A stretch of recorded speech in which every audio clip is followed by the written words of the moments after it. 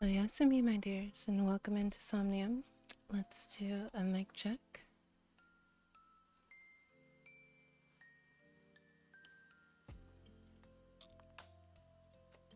Okay. It sounds well.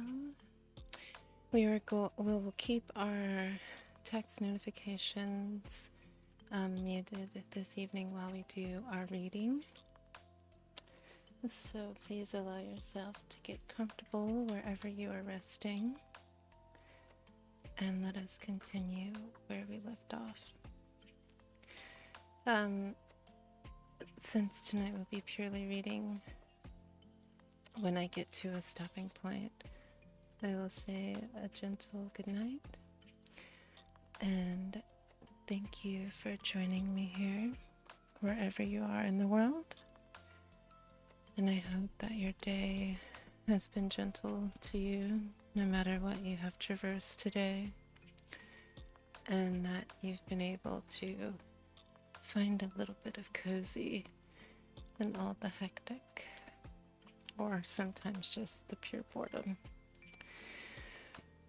So we left off reading The Eyes by Edith Wharton, and we're gonna pick back up. You're not late, we just started. Hello, dear. But we'll pick back up with where we left off, and we only have a couple more pages, so we might finish it tonight. And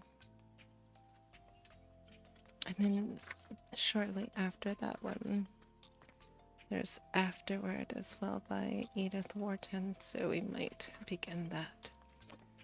But I hope this allows you to fully sink into your resting space and allow your mind to just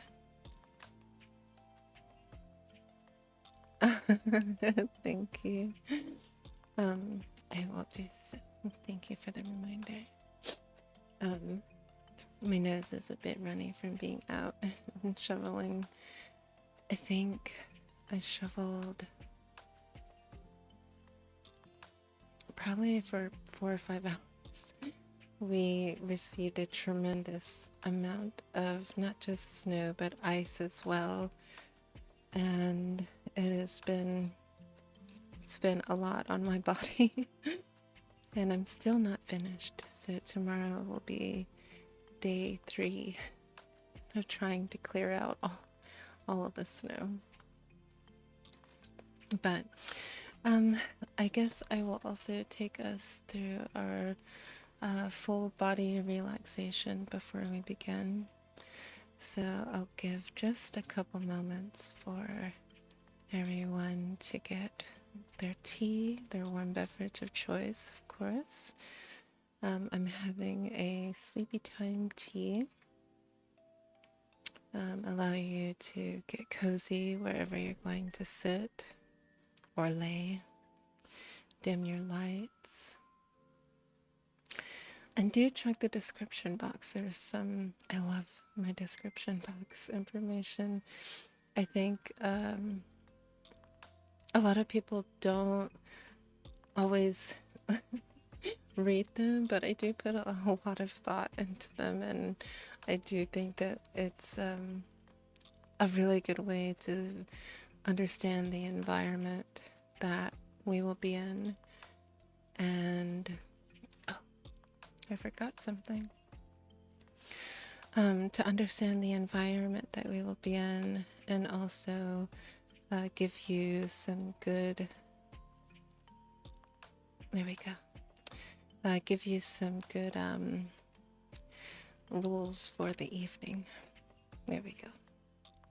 So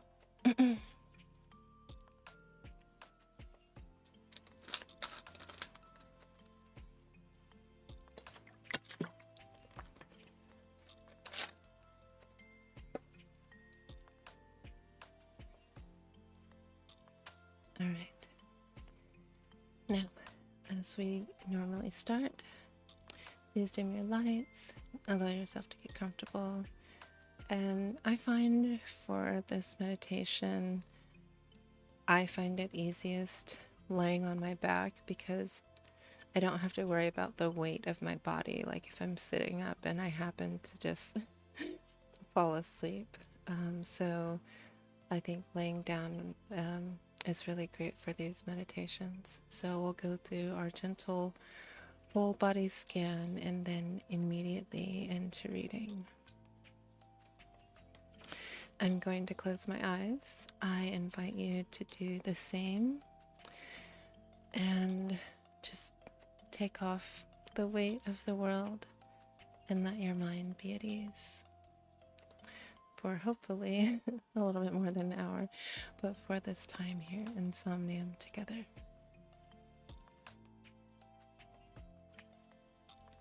All right, eyes closed. Let us start. I invite you first to go through several nice, full belly, deep breaths with me. We're going to breathe in for 4 counts. We're going to hold for 5. And then we're going to release the breath for 5. And continue that cycle for 3 times. All right, let's begin. 1,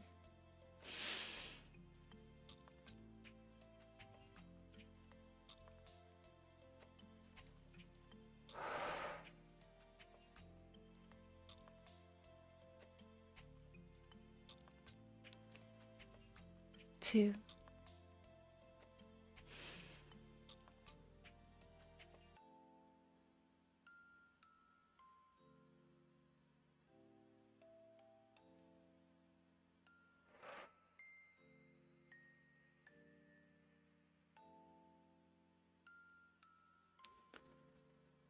3, and last breath.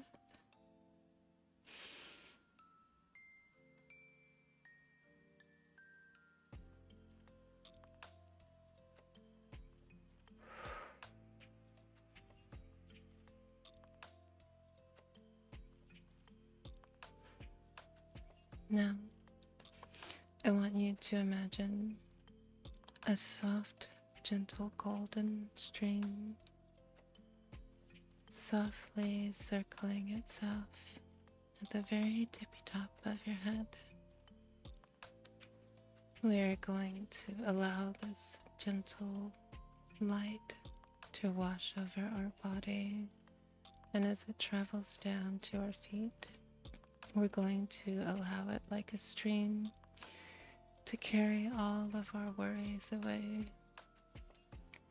And in the place of any worry will be replaced with cozy feelings, softness, relaxation, and ease.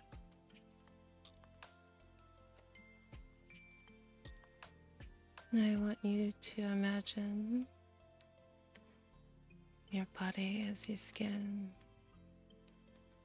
anything that you have that you've been carrying, easily washing away. It doesn't require a lot of effort.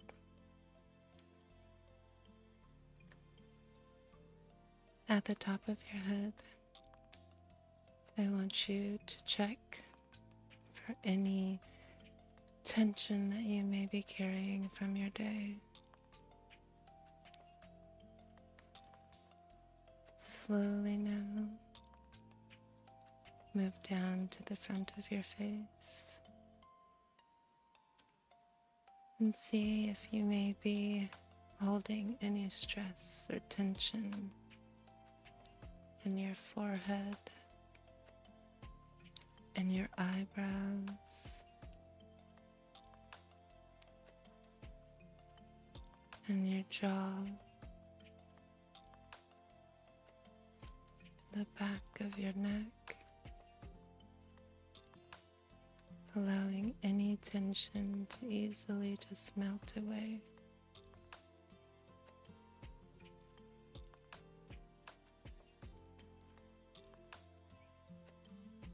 Now, slowly move down into the neck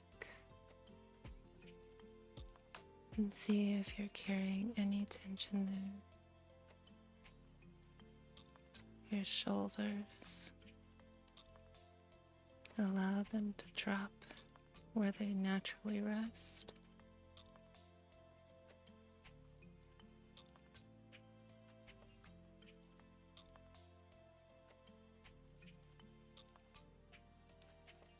Continue this flow of relaxation down through the front of the body,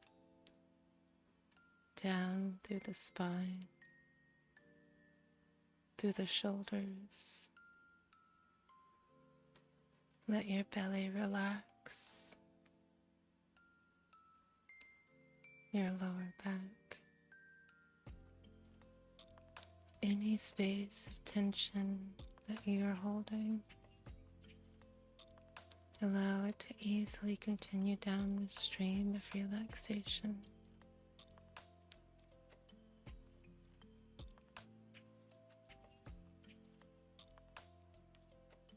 And now we're going to move down into the hips, rocking them gently into the place that you rest.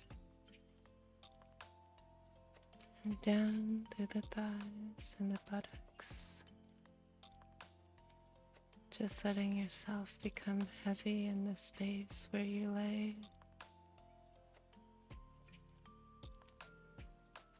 Relaxation continues to flow down through your calves, in the front of the leg, your knees. Almost forgot those. Down into the ankle, washing over the tips of your feet, all the way through your little tippy toes, and to the very bottom of your feet. And now you have allowed yourself to be completely relaxed, free of any worry or heaviness from your day. The only thing that matters now is you, and that you're comfortable, you're safe, and you have nothing else on your agenda but a nice, restorative, and long sleep. Anything that awaits you tomorrow, you are fully equipped to handle it, so no need to think about it now. Allow yourself to swirl in this beautiful place of peace, and allow this reading to take you into a gentle slumber. Good job.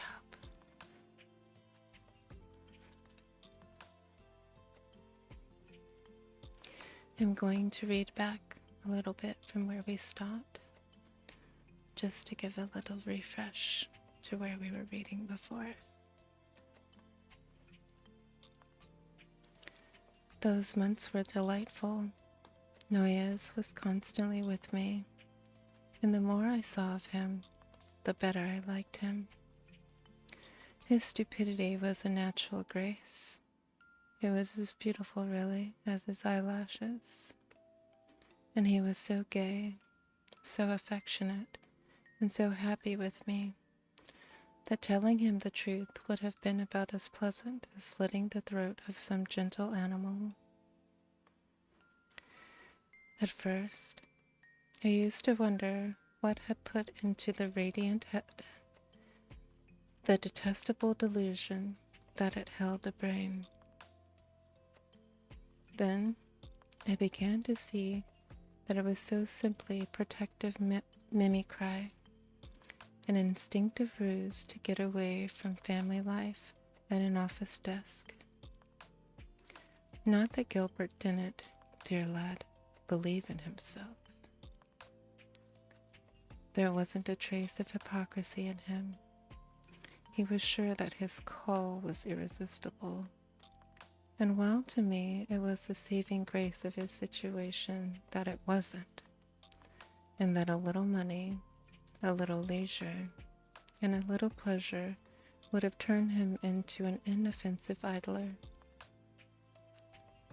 Unluckily, however, there was no hope of money, and with the alternative of the office desk before him, he couldn't postpone his attempt at literature. The stuff he turned out was deplorable, and I see now that I knew it from the first. Still, the absurdity of deciding a man's whole future on the first trial seemed to justify me in withholding my verdict, and perhaps even in encouraging him a little, on the ground that the human plant generally needs warmth to flower. At any rate, I proceeded on that principle, and carried it to the point of getting him to term of probation extended. When I left Rome, he went with me, and we idled away a delicious summer between Carpi and Venice. I said to myself, if he has anything in him, it will come out now. And it did. He was never more enchanting and enchanted. There were moments of our pilgrimage when beauty born of murmuring sound seemed actually to pass into his face, but only to issue forth in a flood of palest ink.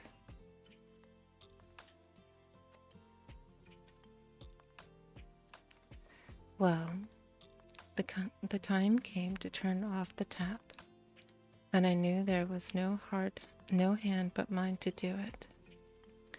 We were back in Rome, and I had taken him to stay with me, not wanting him to be alone in his pension, when he had to face the necessity of renouncing his ambition. I hadn't, of course, relied solely on my own judgment in deciding to advise him to drop literature. I had sent his stuff to various people, editors and critics, and they had always sent it back with the same chilling lack of comment. Really, there was nothing on earth to say. I confess, I never felt more shabbily than I did on the day when I decided to have it out with Gilbert. It was well enough to tell myself that it was my duty to knock the poor boy's hopes into splinters. But I'd like to know what act of gratuitous cruelty hasn't been justified on that plea. I've always shrunk from usurping the function of providence, and when I have to exercise them, I decidedly prefer that it shouldn't be on an errand of destruction. Besides, in the last issue, who was I to decide, even after a year's trial, if poor Gilbert had it in him or not?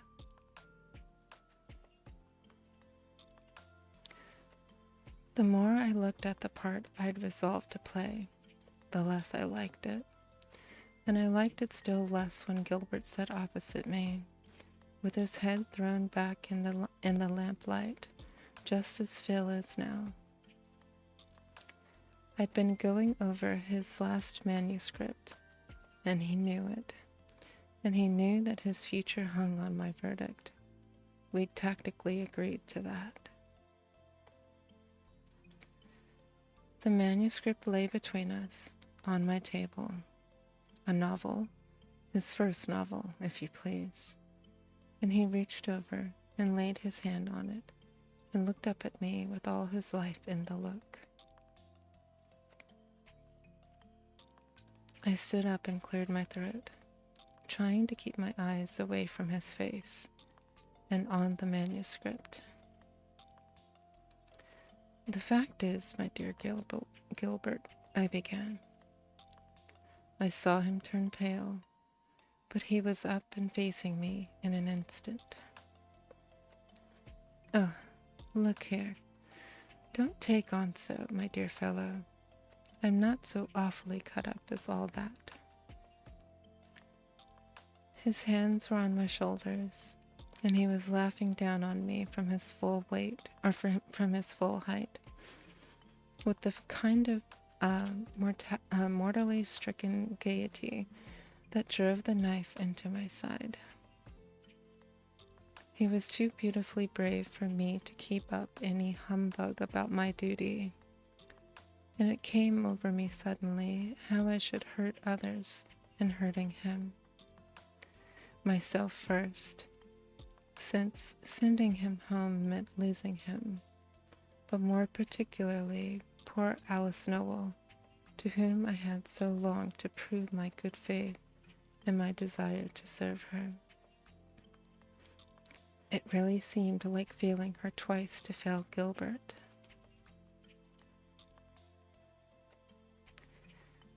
But my intuition was like one of those lightning flashes that encircle the whole horizon, and in the same instant I saw what I might be letting myself in for if I didn't tell the truth.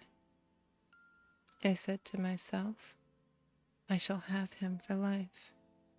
And I'd never yet seen anyone, man or woman, whom I was quite sure of wanting on those terms. Well, this impulse of egotism decided me. I was ashamed of it, and to get away from it, I took a leap that landed me straight in Gilbert's arms. The thing's all right, and you're all wrong. I shouted up at him, and as he hugged me, and I laughed and shook in his clutch, I had for a minute the sense of self-complacency that is supposed to attend the footsteps of the just. Hang it all, make people happy, has its charms. Gilbert, of course, was for celebrating his emancipation in some spectacular manner, but I sent him away alone to explode his emotions, and went to bed to sleep off mine. As I undressed, I began to wonder what their aftertaste would be.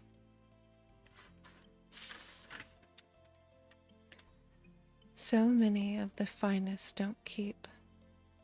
Still, I wasn't sorry, and I meant to empty the bottle, even if it did turn a trifle flat.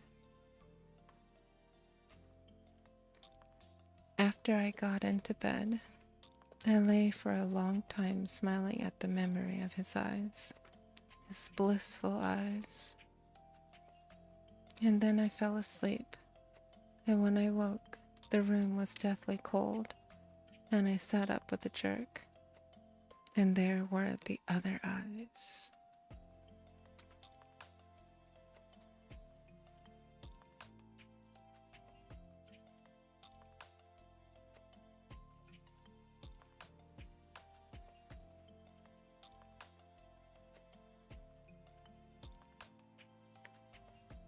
It was 3 years since I'd seen them, but I'd thought of them so often that I fancied they could never take me unawares again. Now, with their red sneer on me, I knew that I had never really believed they would come back, and that I was as defenseless as ever against them. As before, it was the insane irrelevance of their coming that made it so horrible. What the deuce were they after, to leap out at me at such a time? I had lived more or less carelessly in the years since I'd seen them, though my worst indiscretions were not dark enough to invite the searching of their infertile glare. But at this particular moment, I was really in what might have been called a state of grace, and I can't tell you how the fact added to their horror.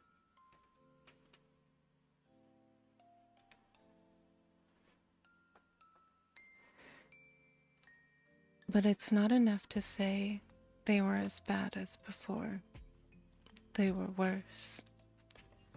Worse by just so much as I'd learned of my life in the interval, by all the damnable implications my wider experience read into them. I saw now what I hadn't seen before, that they were eyes which had grown hideous gradually, which had built up their baseness coral-wise, bit by bit, out of a series of small turpitudes slowly accumulated through the industrious years. Yes, it came to me that what made them so bad was that they'd grown bad so slowly.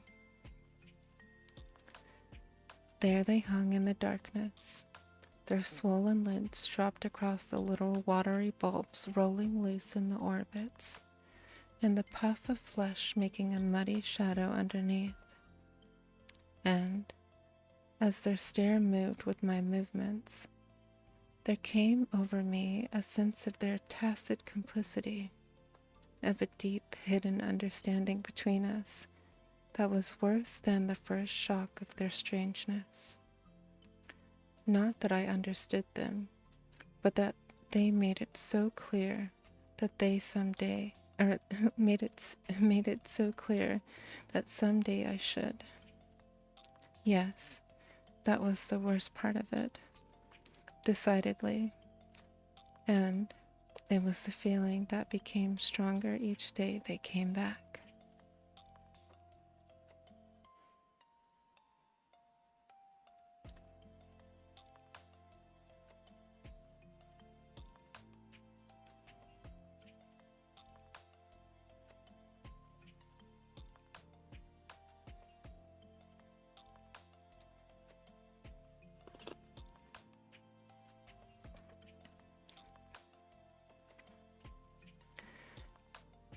For they got into the damnable habit of coming back. They reminded me of vampires with a taste for young flesh. They seemed so to gloat over the taste of a good conscience. Every night for a month, they came to claim their morsel of mine. Since I'd made Gilbert happy, they simply wouldn't loosen their fangs. The coincidence almost made me hate him, poor lad, fortuitous as I felt it to be. I puzzled over it a good deal, but couldn't find any hint of an explanation, except in the chance of his association with Alice Noel.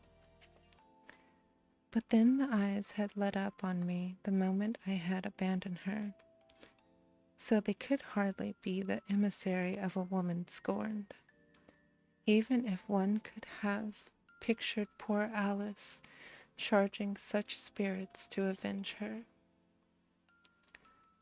That set me thinking, and I began to wonder if they would let up on me if I abandoned Gilbert. The temptation was insidious, and I had to stiffen myself against it. But really, dear boy, he was too charming to be sacrificed to such demons. And so, after all, I never found out what they wanted.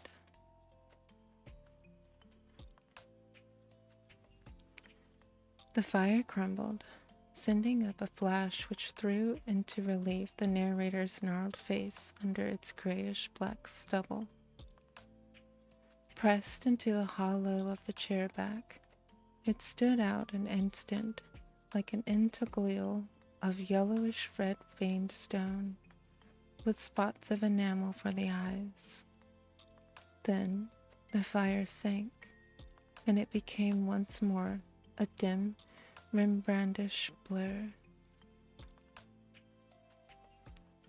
Phil Frenham, sitting in a low chair on the opposite side of the hearth, one long arm propped on the table behind him, one hand supporting his thrown-back head, and his eyes fixed on his old friend's face, had not moved since the tale began. He continued to maintain his silent immobility after Colwyn had ceased to speak. And it was I who, with a vague sense of disappointment at the sudden drop of the story, finally asked, "But how long did you keep on seeing them?" Colwyn, so sunk into his chair that he seemed like a heap of his own empty clothes, stirred a little, as if in surprise of my question. He appeared to have half forgotten what he had been telling us. How long? Oh, off and on all that winter. It was infernal. I never got used to them. I grew really ill. Frenham shifted his attitude, and as he did so, his elbow struck against a small mirror in a bronze frame standing on the table behind him. He turned and changed his angle slightly. Then he resumed his former attitude, his dark head thrown back on his lifted palm, his eyes intent on Colwyn's face. Something in his silent gaze embarrassed me, and, as if to divert attention from it, I pressed on with another question. "And you never tried sacrificing Noyes?" "Oh no. The fact is, I didn't have to. He did it for me, poor boy." "Did it for you? How do you mean?" "He wore me out, wore everybody out. He kept on pouring out his lamentable twaddle and honking it up and down the place till he became a thing of terror. I tried to wean him from writing. Oh, ever so gently, you understand. By turning him with agreeable people, giving him a chance to make himself felt, to come to a sense of what he really had to give. I'd foreseen the solution from the beginning, and felt sure of that. Once the first adder of authorship was quenchable, he'd drop into his place as a charming parasitic thing, the kind of chronic cherubino for whom, in old societies, there's always a seat at the table and a shelter behind the ladies' skirts. I saw him take his plate as the poet who doesn't write. One knows the type in every drawing room. Living in that way doesn't cost much. I'd worked it all out in my mind, and felt sure that, with a little help, he could manage it for the next few years. And meanwhile, he'd be sure to marry. I saw him married to a widow, rather older, with a good cook and a well-run house. And I actually had my eye on this widow. Meanwhile, I did everything to help the transition, lent him money to ease his conscience, introduced him to pretty women to make him forget his vows. But nothing would do him. He had but one idea in his beautiful, obstinate head. He wanted the laurel and not the rose, and he kept on repeating Garter's axiom and battering and filling at his limp prose till he'd spread it over Lord knows how many 100 pages. Now and then he would send a barrelful to a publisher, and of course it would always come back.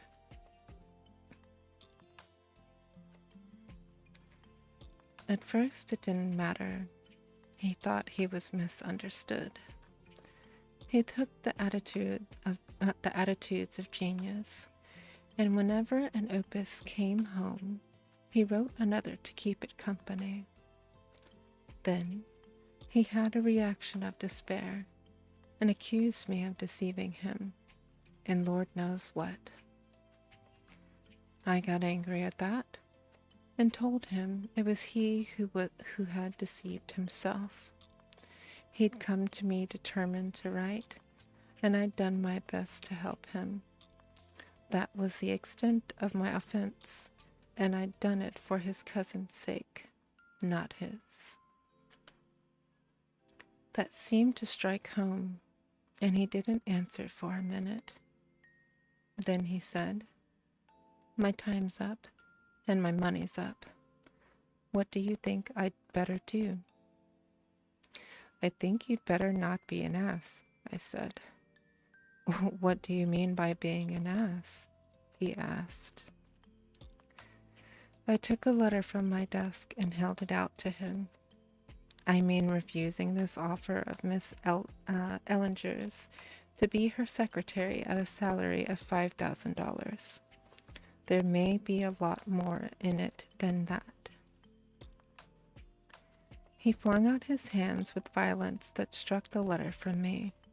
"Oh, I know well enough what's in it," he said, red to the roots of his hair. "And what's the answer, if you know?" I asked. He made none at the minute, but turned away slowly to the door. There, with his hand on the threshold, he stopped to say, almost under his breath, "Then you really think my stuff's no good?" I was tired and exasperated, and I laughed. I don't defend my laugh. It was in wretched taste. But I must plead an extenuation that the boy was a fool, and that I'd done my best for him. I really had.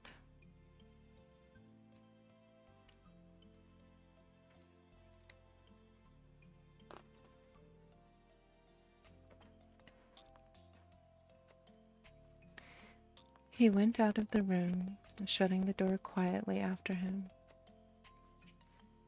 That afternoon, I left for Francita, where I'd promised to spend the Sunday with some friends. I was glad to escape from Gilbert, and by the same token, as I learned that night, I had also escaped from the eyes. I dropped into the same lethargic state that had come to me before when I left off seeing them, and when I woke the next morning in my peaceful room above the ilixes, I felt the utter weariness and deep relief that always followed on that sleep. I put in 2 blessed nights at Versailles, and when I got back to my rooms in Rome, I found that Gilbert had gone. No, nothing tragic had happened. The episode never rose to that. He'd simply packed his manuscripts and left for America, for his family, in the Wall Street desk. He left a decent enough note to tell me of his decision, and behaved altogether, in the circumstances, as little like a fool as it's possible for a fool to behave.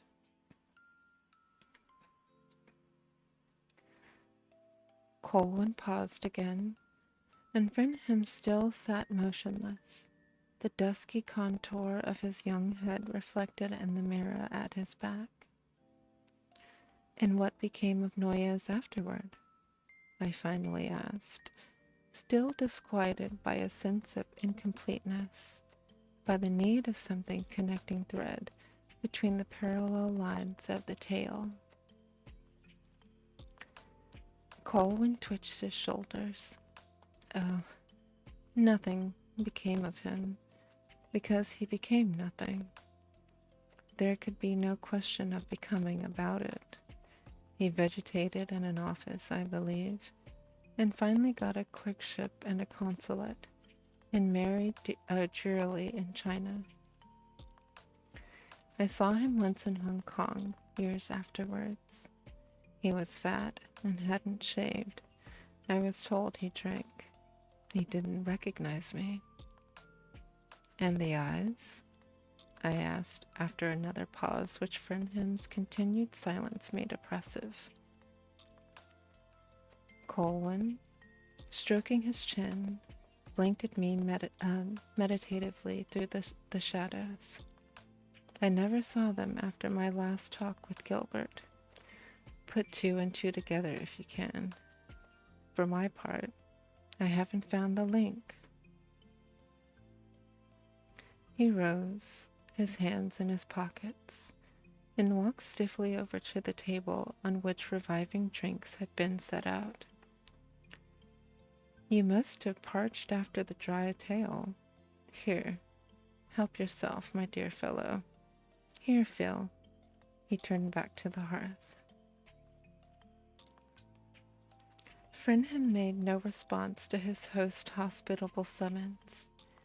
He still sat in his low chair without moving, but as Colwyn advanced toward him, their eyes met in a long look, after which the young man, turning suddenly, flung his arms across the table behind him and dropped his face upon them.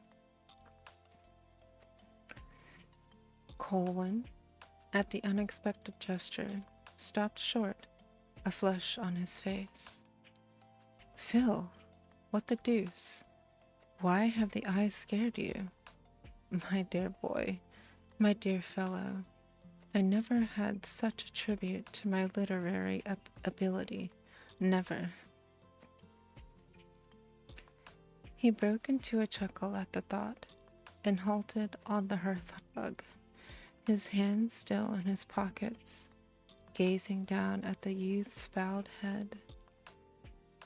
Then, his friend still made no answer. He moved a step or two nearer. Cheer up, my dear Phil.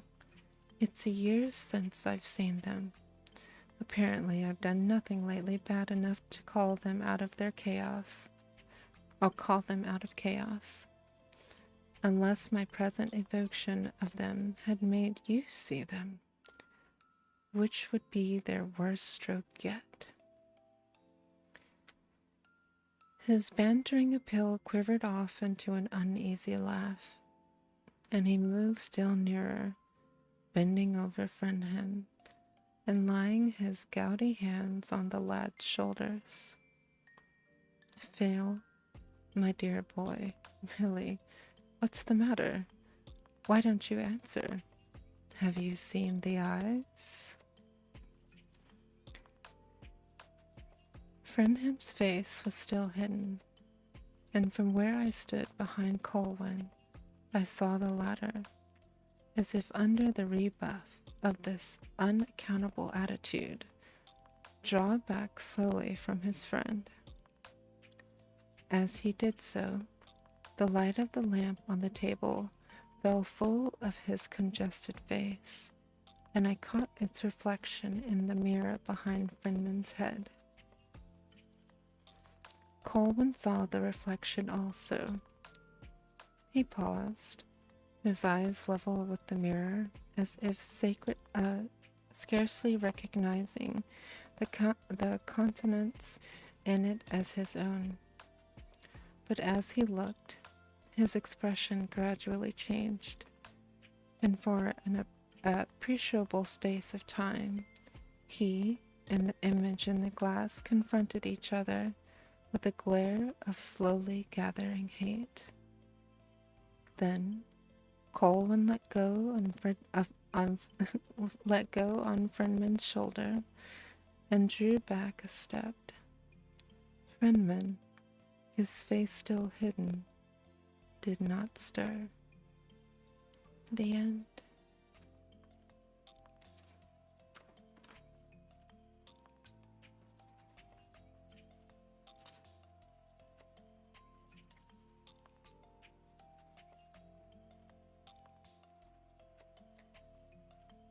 All right, my dears. That will be our short reading this evening. Thank you again for being here, Insomnium. And I wish you the most sweetest, gentlest dreams tonight as you rest, and a day full of ease and cozy moments tomorrow. Oyasumi.